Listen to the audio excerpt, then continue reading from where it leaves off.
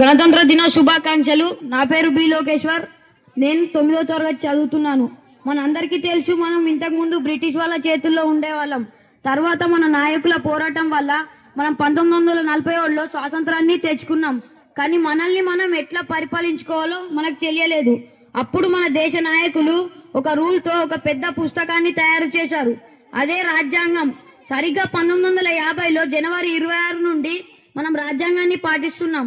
అంతకుముందు బ్రిటిష్ రాజ్యాంగాన్ని పాటించే వాళ్ళం. పెద్ద రాజ్యాంగం, పెద్ద దేశం, అదే మన మొదటి విజయం. ఎన్నో కులమతాలు ఉన్న అందరం కలిసి దేశాన్ని ముందుకు నడిపించాం. మన శత్రు దేశమైన పాకిస్తాన్ దండెత్తి వస్తే యుద్ధం చేసి కాల్చి చంపేశాం. అంతరిక్షంలోకి అడుగు పెట్టాం. ఇవన్నీ చేసినా కూడా మనం ఇంకా కొన్ని విషయాల్లో సమానత్వం సాధించలేకపోయాం. పేదవాళ్ళు ఇంకా ఉన్నారు. తీవ్రవాదం మనల్ని వెంటాడుతుంది. వీటన్నిటిని మనం లేకుండా చేయాలంటే నైతిక విలువల విద్యను మనం నేర్చుకోవాలి.